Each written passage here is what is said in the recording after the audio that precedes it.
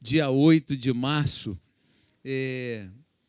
comemoramos o Dia Internacional da Mulher. E nós não poderíamos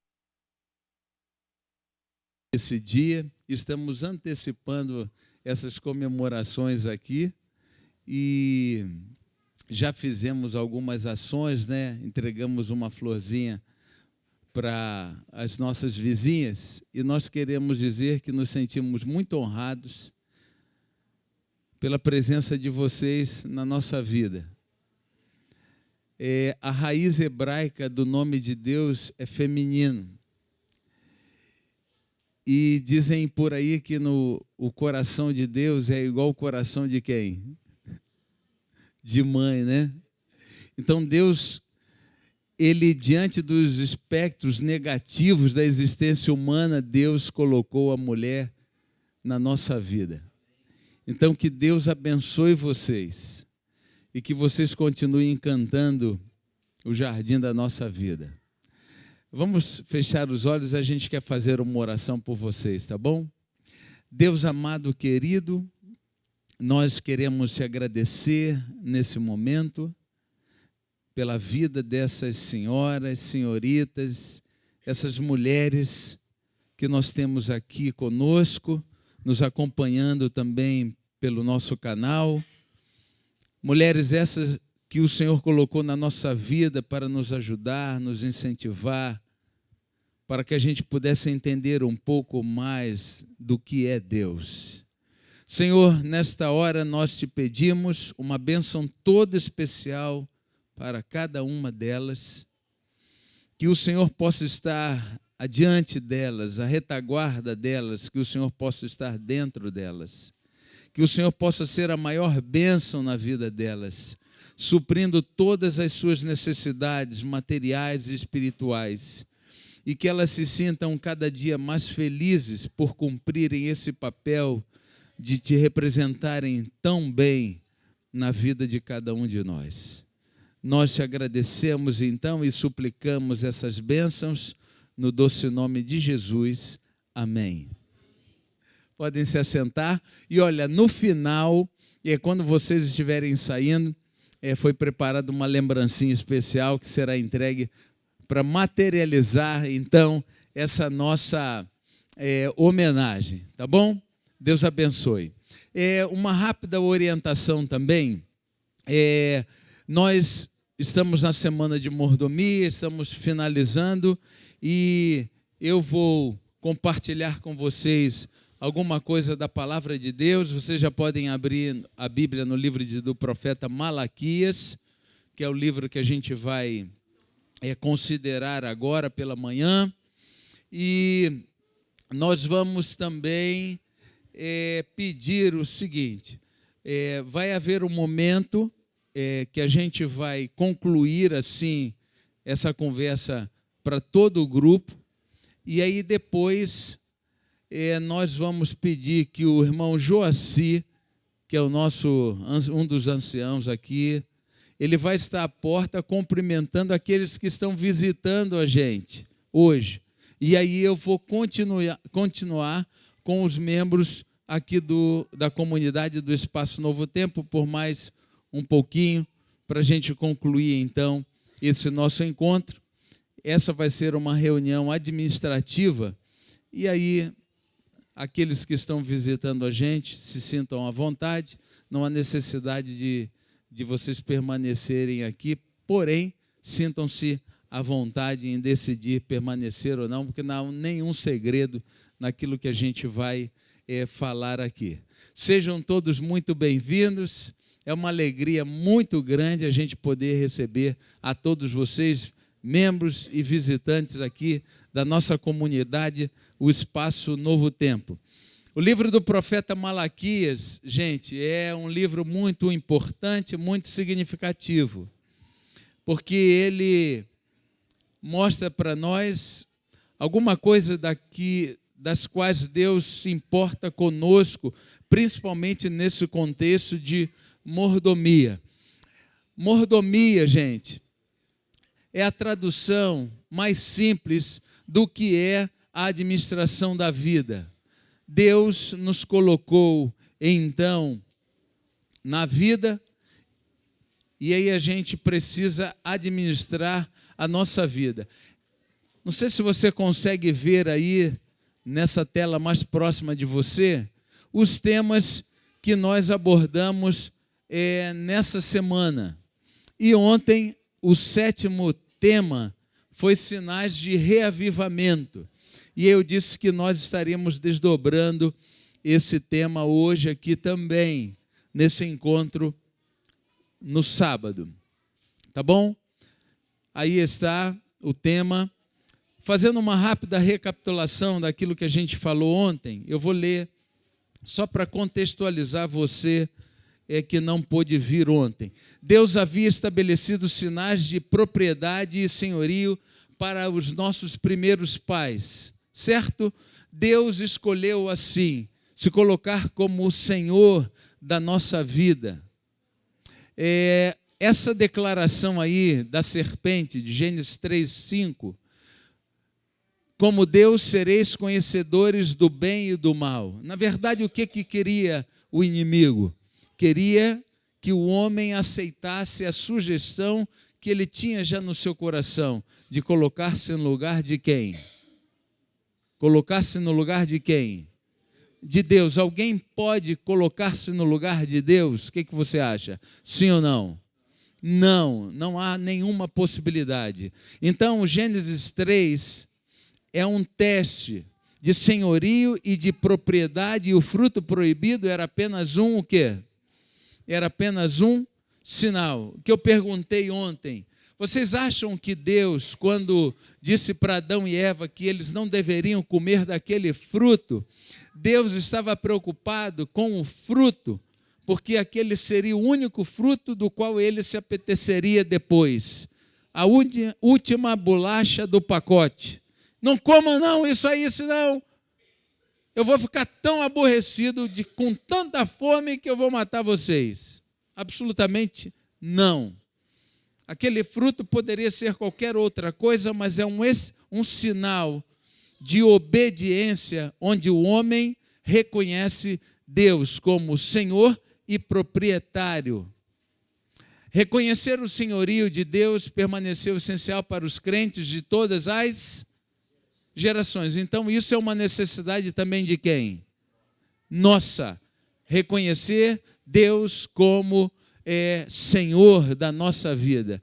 Gente, isso é muito importante, porque isso não acontece por uma ordem natural. Atenção, isso não acontece por uma ordem natural. Ter Jesus como nosso Salvador é uma decisão de quem? Nossa, minha, nossa. É uma decisão minha. Está certo isso? Não. Eu aceito isso. Mas ter Jesus como meu Salvador é uma decisão dele. Quem escolheu vir salvar? Ele escolheu vir salvar. Nós não pedimos. E quando a gente descobre isso, por mais que haja uma rejeição humana, ele vai dizer, não tem jeito, eu morri por você na cruz do Calvário. Então, eu sou o seu Salvador, queira ou não, eu sou o seu Salvador. Porém, tê-lo como nosso Senhor é uma decisão que parte de quem? Nossa, aí é uma decisão minha, colocar Deus num lugar de destaque na minha vida, na frente da minha vida, em obediência. E aí ontem eu usei o que Paulo coloca lá em Efésios, que as mulheres têm que ser submissas aos seus maridos. Não é não, homens? Sim ou não? Não é não, mulheres? Essa é uma briga que só vai acabar no céu. Porém, é uma falta de compreensão isso, porque no mesmo texto, Paulo diz que os homens, os maridos devem amar as esposas como Cristo amou a igreja. Olha só, é muito grande isso, né? E aí, por conta desse amor tão grande, elas se submetem voluntariamente. porque sabem que este homem, representante de Jesus, é tão suficientemente capaz de amá-la de tal forma que ele vai suprir todas as suas necessidades. Aí elas fazem assim, não é não? Não é não? Então, como que a gente se apresenta a Deus em reconhecimento de que Ele é o Senhor da nossa vida? Porque Ele é tão suficientemente capaz de nos amar de tal maneira, ainda que a gente não consiga definir isso com palavras. Então, aí eu me coloco à disposição dEle em obediência. Amém? Entendido isso? Então, vamos lá. Deuteronômio 6, 4 e 5. Ouve, Israel, o Senhor nosso Deus é o único o quê? Senhor.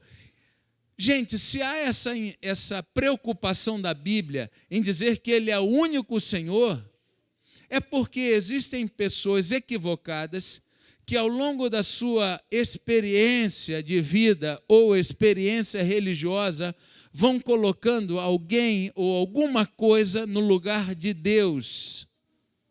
Percebem isso no texto?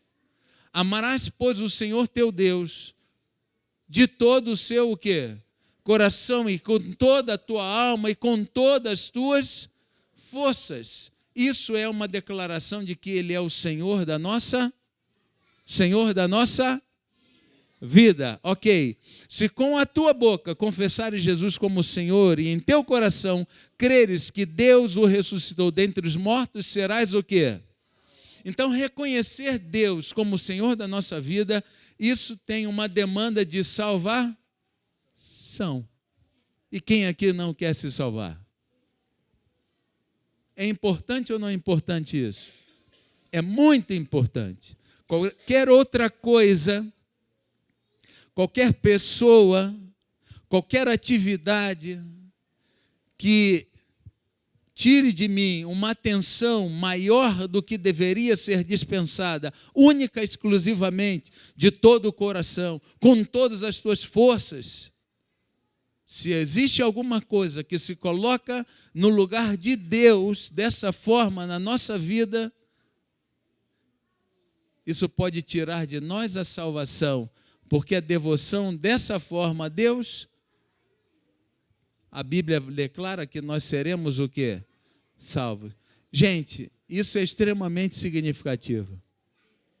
Pensem em quantas situações da nossa vida isso possa estar acontecendo.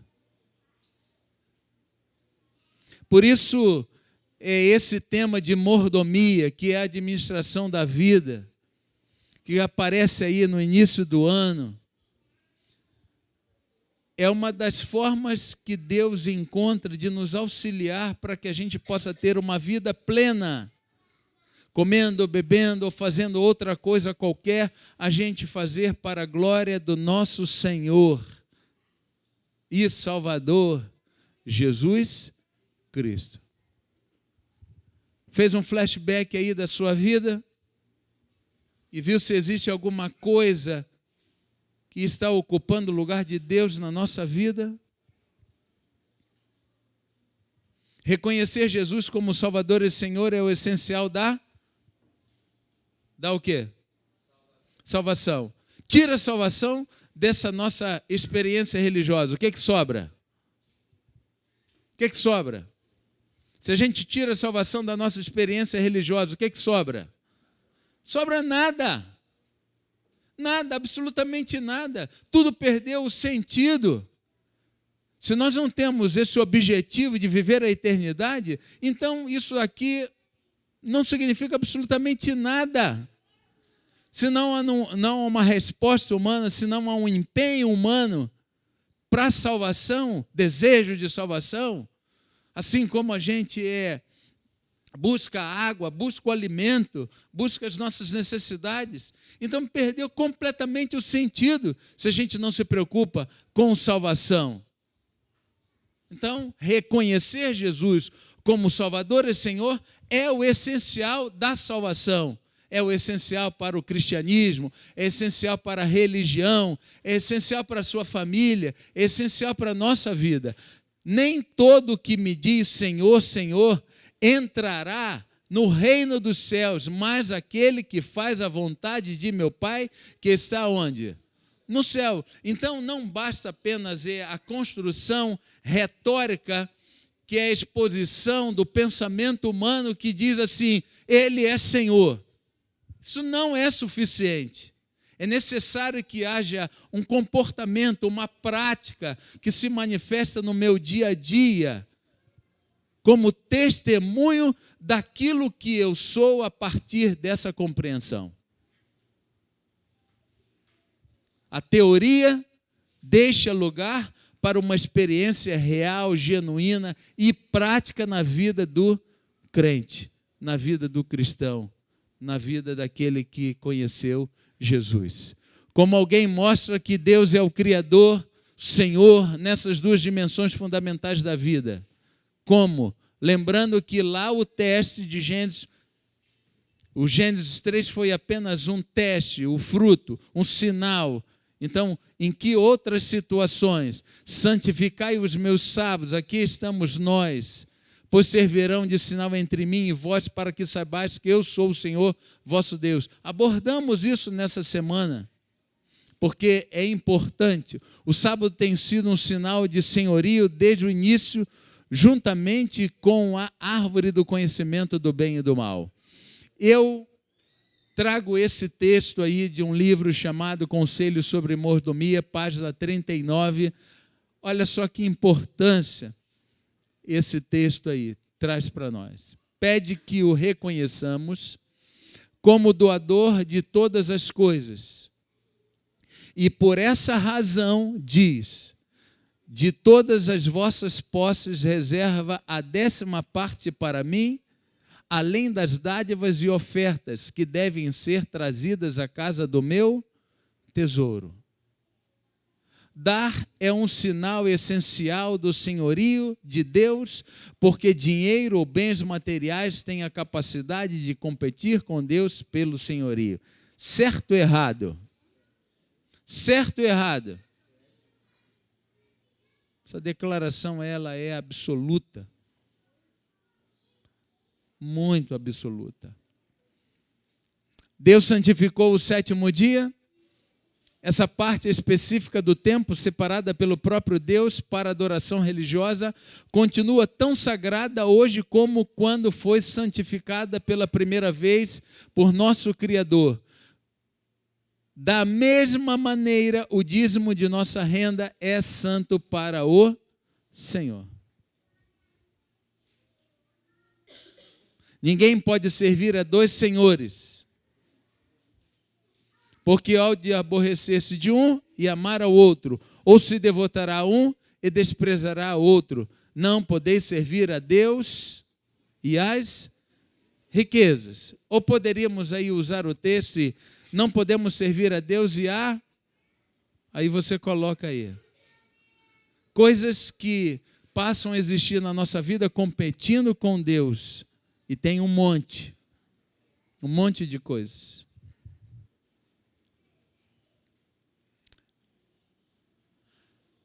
Malaquias 3:7.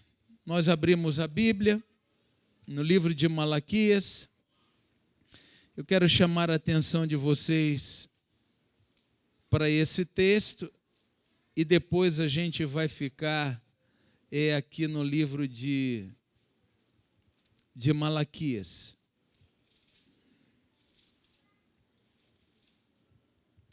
Desde os dias de vossos pais, vos desviastes dos meus o quê? Então o que eles fizeram? Eles se desviaram e não os guardastes.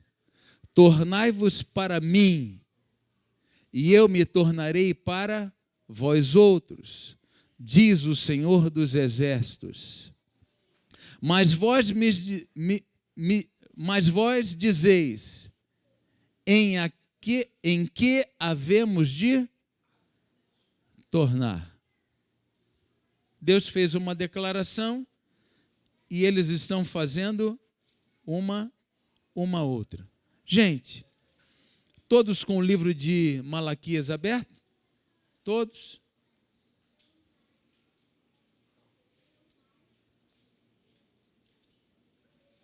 Coisas a considerar para a gente tornar muito mais relevante esse nosso momento aqui. O Paulinho, na hora dos anúncios, ele frisou bem que a gente passeou sobre vários campos aí da nossa existência e a necessidade que a gente precisa de organizar melhor o nosso tempo, organizar melhor a administração dos nossos dons, cuidar do descanso, cuidar da nossa alimentação, cuidar do nosso corpo. Mas nós não podemos deixar de falar sobre esse assunto também, que envolve a parte financeira. Porque como vocês viram nos textos que nós já abordamos, Deus se preocupa com isso. Não porque Ele tem necessidades financeiras. As necessidades financeiras temos nós. E o profeta Ageu, eu citei ontem, ele disse que a declaração de Deus, minha é a prata e meu é o ouro. Então, o fruto no jardim do Éden era um sinal. E Deus se revelando a nós, Ele estabelece a sua vontade para nós de diferentes maneiras. Querida igreja, se você não obedecer a Deus, Deus não permanecerá sendo Deus? O que você acha?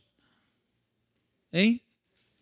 Se você não obedece a Deus, Ele vai ficar tão envergonhado diante do universo que Ele vai perder o seu lugar de Deus. É isso? Absolutamente não. Se você não adorar a Deus em espírito e em verdade, como diz a Bíblia, Ele deixará de ser Deus? Claro que não. Então, essas coisas que Deus deixou reveladas para nós na sua palavra, uma vez não cumpridas ou obedecidas ou colocadas dentro de nós, na nossa vida, isso não vai mudar absolutamente nada na pessoa de Deus.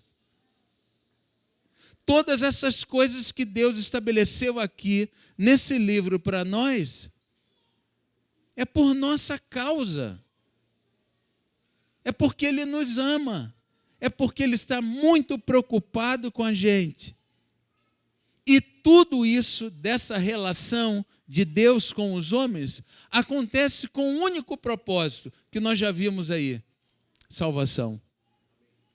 O único propósito é a nossa salvação. Deus vai continuar sendo Deus por toda a eternidade. Agora, eu e você podemos perder a eternidade se a gente não seguir essas orientações de Deus, como que, nesse contexto que nós estamos estudando aqui, são sinais, apenas um sinal, onde eu posso dizer a Ele: Senhor, te reconheço na minha vida. Reconheço o Senhor. O Senhor está em primeiro lugar na minha vida. E Jesus, para fortalecer isso, Ele diz assim: se você me coloca em primeiro lugar na sua vida, é um resultado natural, todas as coisas lhe serão o quê? Acrescentadas. Ei, família! Às vezes a gente não se dá conta, são sentenças que às vezes a gente perde e elas passam e a gente nunca mais volta. Ei, você um dia escolheu, por exemplo, conhecer uma pessoa, se casar com essa pessoa, você constituiu uma família.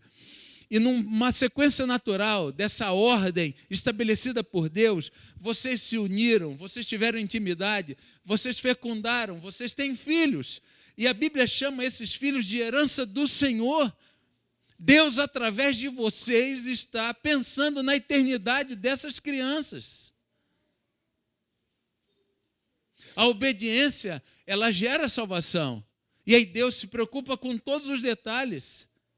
Deus se preocupa como eu vou sair, como eu vou chegar, como eu vou me relacionar com você, como você vai se relacionar comigo, como eu vou me relacionar com as autoridades. Olha só, Deus se preocupou. Esse negócio de coronavírus, Deus estava muito tempo preocupado. Veja bem, Deus não estava preocupado em que os estoques de álcool gel acabassem no mercado. Isso é um absurdo. Deus tira aquele povo lá do Egito e Deus vai lá e fala assim: ei, para, eu quero que vocês tenham saúde. E para vocês chegarem lá, vocês têm que ter saúde.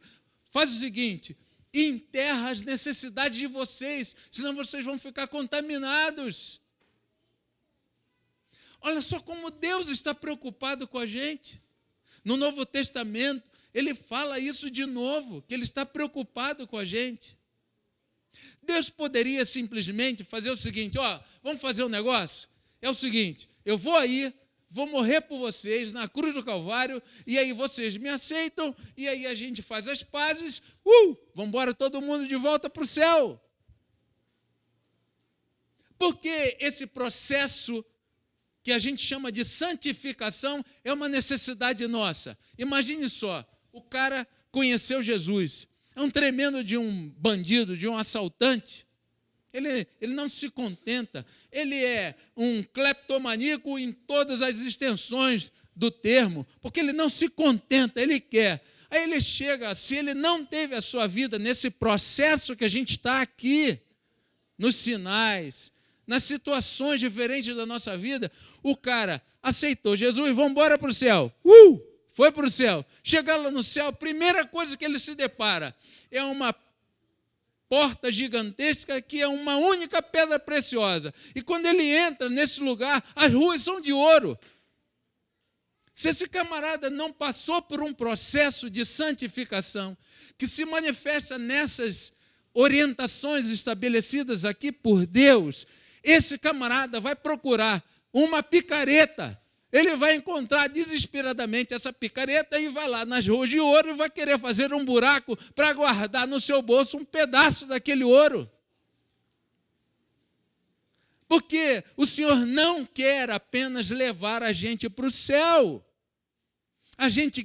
Deus quer que a gente tenha aqui a mente do céu.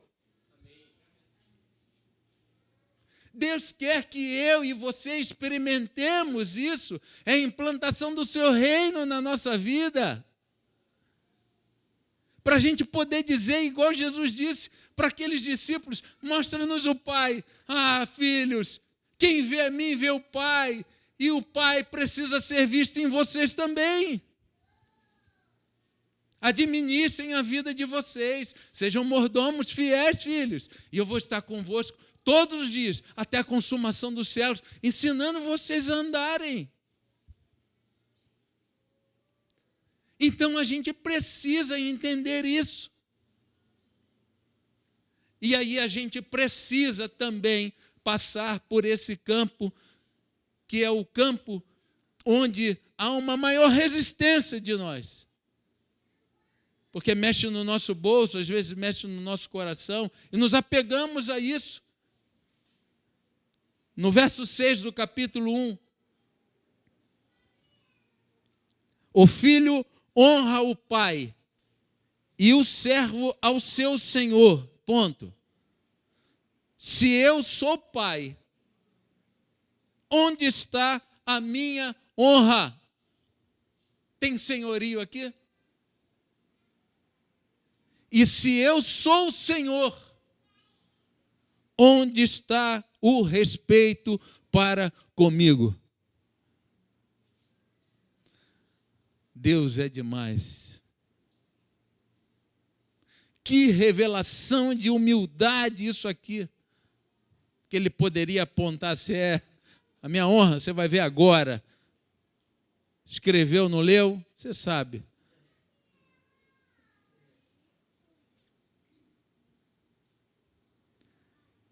Diz o Senhor dos Exércitos, e vós outros, ó sacerdotes, que desprezais o meu nome, vós dizeis, verso 6, final do verso 6 do capítulo 1, Em que desprezamos nós o teu nome? Em que havemos de tornar?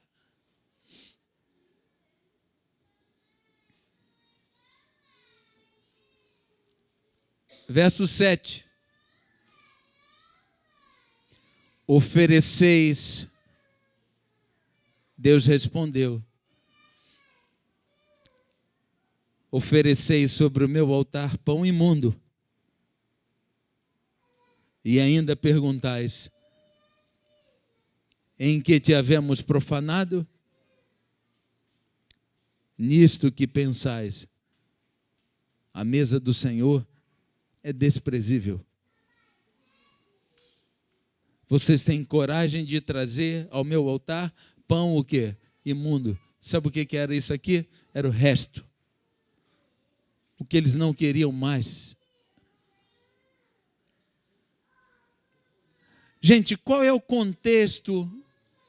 Qual é o contexto disso tudo aqui? Capítulo 3 agora.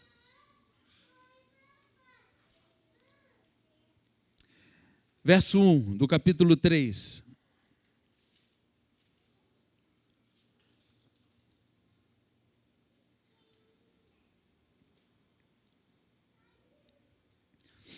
Eis que eu envio o meu mensageiro,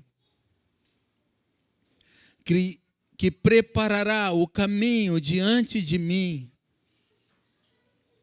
De repente virá ao seu templo o Senhor, a quem vós buscais, o anjo da aliança, a quem vós desejais. Eis que ele vem, diz o Senhor dos exércitos. Mas quem poderá suportar o dia da sua vinda? E quem poderá subsistir quando ele aparecer? Porque ele é como fogo do ourives e como a potassa dos lavadeiros. A quem está se referindo o profeta? A quem, gente? Jesus, a vinda de Jesus. Ó, que esperança vibra em nosso ser, pois aguardamos quem? O Senhor. Construímos isso, aprendemos isso. Sabemos que Jesus, assim como ele veio a primeira vez, ele virá, ele prometeu: voltarei e vos levarei, para que onde eu estou estejais, vós também. Cumpre-se então todo esse processo. E aí, dentro desse contexto aí, o povo que está vindo à presença do Senhor. Agorinha a gente viu aqui a experiência de Caim e Abel, contada na história para as crianças. Gente, claro que eu vou falar isso para vocês do fundo do meu coração, se me desse a opção de escolher, você quer levar ao altar uma ovelhinha e depois levantar um cutelo, sacrificar esse animal, ver aquele sangue sendo derramado? Ou você prefere uma bandeja com frutas cheirosas, viçosas, bonitas, gostosas? O que você prefere? Eu prefiro a bandeja de frutas. Eu prefiro, irmãos. Claro que eu prefiro. Mas naquela circunstância, não era simplesmente a vontade do homem, mas a obediência do homem diante das orientações do Senhor. E muitas vezes nós queremos traduzir a nossa maneira, o como proceder e viver, ou fazer, ou deixar de fazer, para que um dia a gente esteja lá, nesse lugar. E o profeta, ele está dizendo: como que você tem coragem de trazer pão imundo na presença do Senhor? Em que nós estamos te roubando, Deus? O que está acontecendo? Você está muito brabo, você está estressado, Deus. A gente é tão legal, a gente vem, a gente entrega o nosso melhor. Olha só que coisa bonita. Ei, Jesus vai voltar, o profeta diz. Jesus vai voltar, ele é como fogo purificador. E você precisa estar preparado para esse dia. Ah, Senhor, então seja mais claro com a gente. Seja mais claro com a gente. Verso 6 do capítulo 3. Porque eu, o Senhor, não mudo. Por isso vós, ó filhos de Jacó, não sois consumidos. Desde os dias de vossos pais, vos desviastes dos meus estatutos e não os guardastes. Tornai-vos para mim, e eu me tornarei para vós outros, diz o Senhor dos Exércitos. Mas vós dizeis, em que havemos de tornar? Eles estão insistindo em perguntar a Deus. Verso 8. Roubará o homem a Deus? Todavia vós me roubais e dizeis, em que te roubamos? A resposta de Deus, igreja, nos dízimos e nas ofertas. Com maldição sois amaldiçoados, porque a mim me roubais, vós a nação toda. Verso 10. Trazei todos os dízimos à casa do Senhor, do tesouro, para que haja mantimento na minha casa, e provai-me nisto, diz o Senhor dos Exércitos, se eu não vos abrir as janelas do céu e não derramar sobre vós sem medidas bênçãos. Está aí a resposta. Está aí a resposta. Porque Deus quer que isso aconteça. Verso 5 do capítulo 4. Eis que vos enviarei o profeta Elias, antes que venha o grande e terrível dia de quem? Do Senhor. Então isso é uma coisa que precisa acontecer quando? Agora. Quando é que eu e você precisamos viver essa experiência de fidelidade? Comendo, bebendo, ou fazendo outra coisa qualquer? Quando? Agora. Família, tem que ser agora. Tem que ser agora. Hoje é o dia da gente colocar em prática as orientações do Senhor. Irmãos, tem muita gente deixando o Senhor em qualquer outro lugar, mas não no primeiro. E aí, não temos sido fiéis. Não temos sido fiéis. E o Senhor merece a nossa fidelidade. Está na hora, irmãos, de interrompermos essa trajetória insignificativa de estarmos trazendo ao Senhor aquilo que sobrou. Ele não merece isso. Ele merece toda a honra, Ele merece toda a glória, Ele merece toda a nossa devoção, Ele merece tudo de nós, porque Ele é o Senhor e Salvador da nossa vida. Por favor, é necessário, sabe quando? Ontem. Porque quando é que a gente sabe que Jesus vai voltar? Qual é o dia da volta de Jesus? Qual é o dia da volta de Jesus?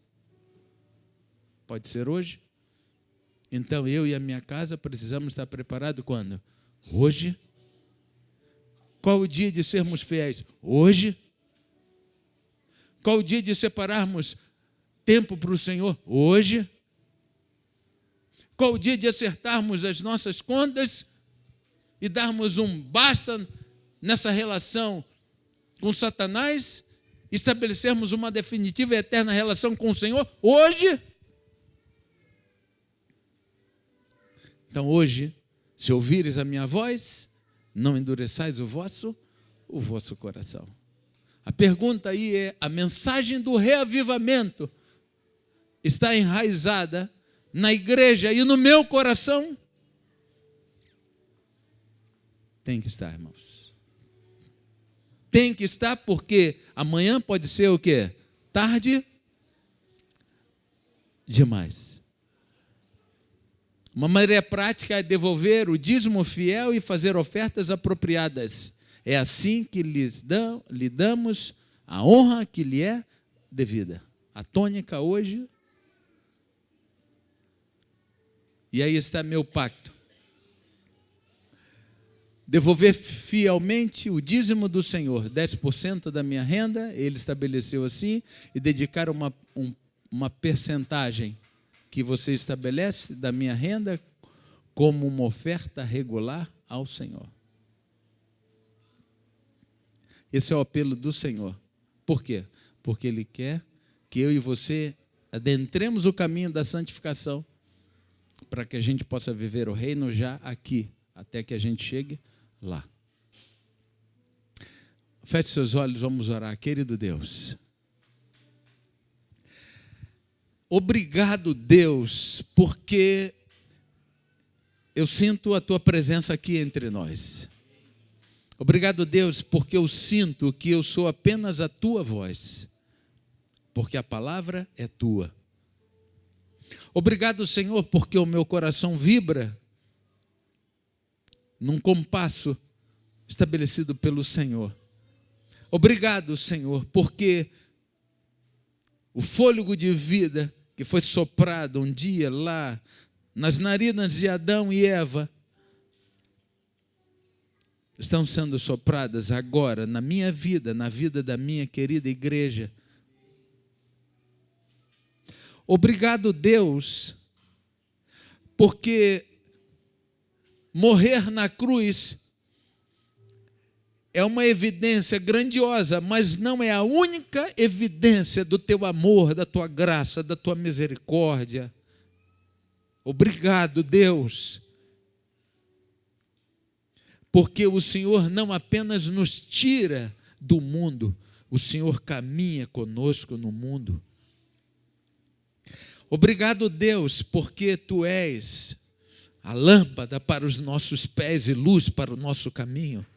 Obrigado porque Tu és o caminho, a verdade, a vida. Obrigado porque o Senhor é o norte, o sul, o leste, o oeste. Obrigado, Senhor, porque Tu estás embaixo, Tu estás em cima, Tu estás ao lado, Tu estás dentro de nós. Obrigado, Deus, porque Tu nos cercas de conselhos, de orientações, de advertências. E se submete, às vezes, como talvez hoje, de perguntar por que tivemos a coragem de oferecer ao Senhor o pão imundo. Ó Deus, tenha misericórdia de nós. Por favor, passa uma borracha de misericórdia em todos esses registros e pela Tua graça, pela Tua misericórdia, faz com que a gente comece tudo de novo, fazendo exatamente aquilo que é segundo a Tua vontade, porque Teu é o reino, e o poder, e a glória, para todo sempre. Amém e amém.